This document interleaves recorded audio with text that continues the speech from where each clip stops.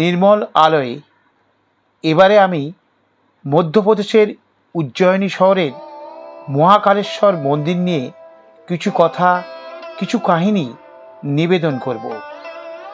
জয় মহাকাল। ওং নমঃ শিবায়।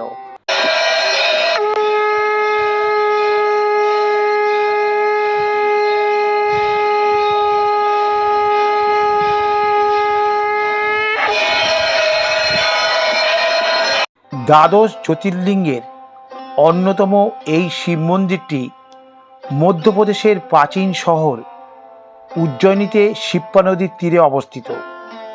এই শহরটি মালওয়া মালভূমিতে এবং বিন্ধ্য পর্বতের উত্তরে অবস্থিত।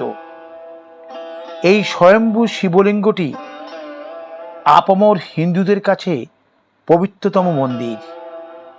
শক্তি থেকে উৎসারিত এই লিঙ্গটি পুরাণের কাল থেকে বিরাজমান।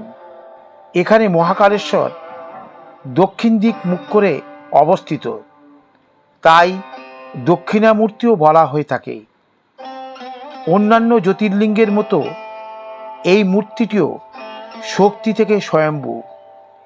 এটি সাধারণত এক প্রকার মাটি দিয়ে তৈরি, যেখানে অন্যান্য শিবলিঙ্গ মূলত পাথরের।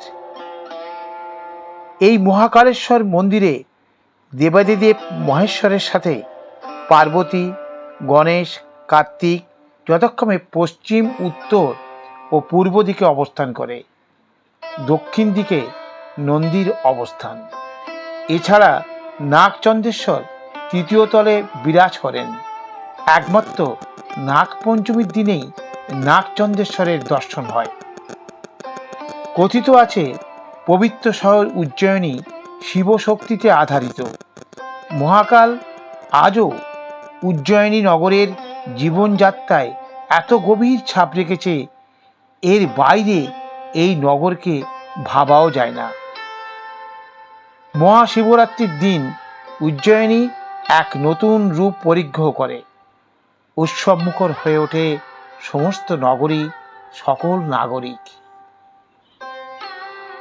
শিব পুরাণের কাহিনী অনুসারে দেবাদিদেব শিব তার শ্রেষ্ঠত্ব প্রমাণ করেছিলেন এক জ্যোতির মধ্যে দিয়ে।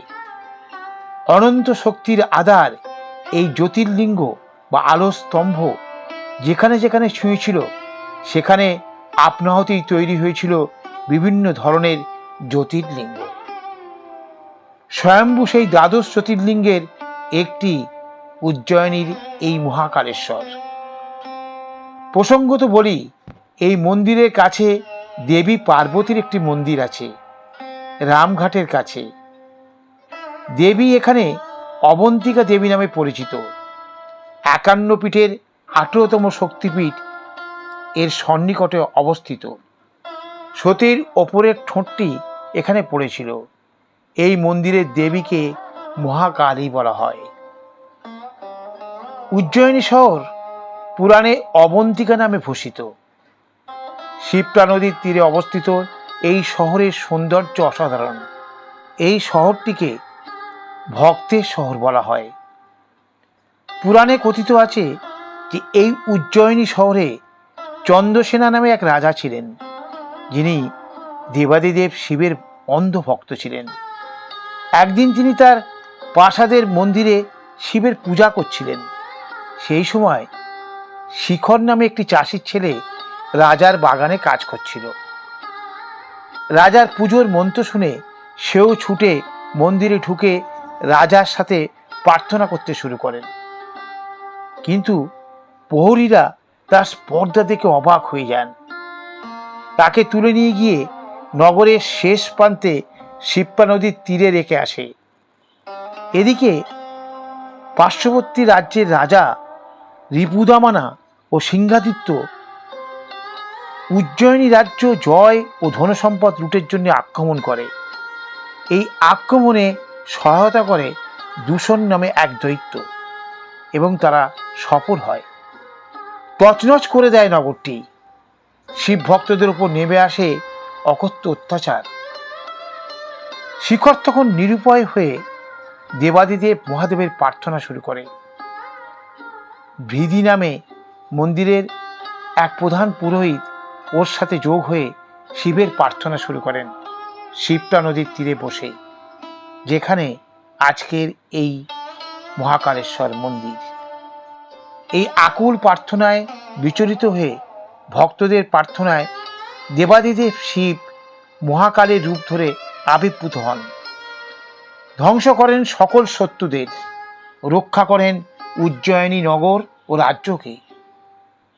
শিখর ও ভিদির একান্ত অনুরোধে দেবাদিদেব শিব রাজি হন এই শহরে থেকে যেতে, যাতে তার শিষ্যরা আর বিপদে না পড়েন।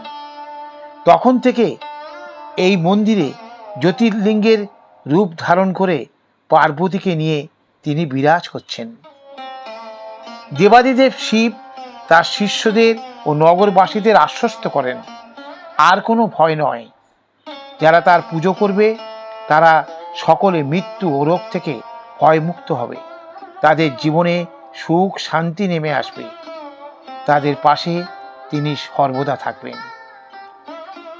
এরপর যদি ইতিহাসের দিকে তাকিয়ে দেখি, দুবার এই মন্দির ধ্বংস করা হয়েছিল, কিন্তু আবার তা পুনর্নির্মিত হয়েছে। 1234-35 সালে কুখ্যাত ইলতুৎমিশ এই মন্দির আক্রমণ করে জ্যোতির্লিঙ্গ ভেঙে পাশের পুকুরে ফেলে দেন আর জলাধারীটিকে চুরি করে নিয়ে চলে যান। পরবর্তীতে মারাঠা দেওয়ান রামচন্দ্র বাবা সুখথানকর পুনর্নির্মিত করেন। এরপর আরও একবার মন্দিরের বিগ্রহ কলুষিত হয়, ধ্বংস হয় লুটেরা জালালউদ্দিন এবং আলাউদ্দিন খিলজির দ্বারা। তবুও এই জ্যোতির্লিঙ্গকে ধ্বংস করা যায়নি। এটাই দেবাদিদেবের মাহাত্ম্য, যা আজও চিরায়মান।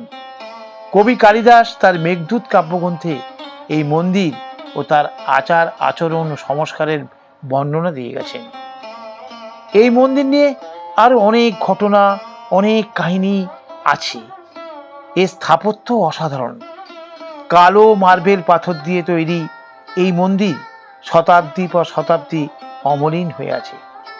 কয়েক বছর পূর্বে মন্দির সংলগ্ন শিপ্রা নদীর তীরে আমাদের দেশের প্রধানমন্ত্রী হিন্দু দেবদেবীদের মূর্তি এবং পৌরাণিক ঘটনার মুরাল তৈরি করে বিস্তীর্ণ এলাকাটিকে আলোকোজ্জ্বল এবং এক দর্শনীয় স্থানে রূপ দিয়েছেন। স্থাপত্য ও শিল্পকলার এক মহামিলন এই পবিত্র ভূমি। এই মন্দিরকে ঘিরে গড়ে উঠেছে এখানকার মানুষের নিত্যদিনের জীবনযাপন, অর্থনীতি, ভাবনা, ঐতিহ্যের পরম্পরা। জয় মহাকালেশ্বর, হর হর মহাদেব।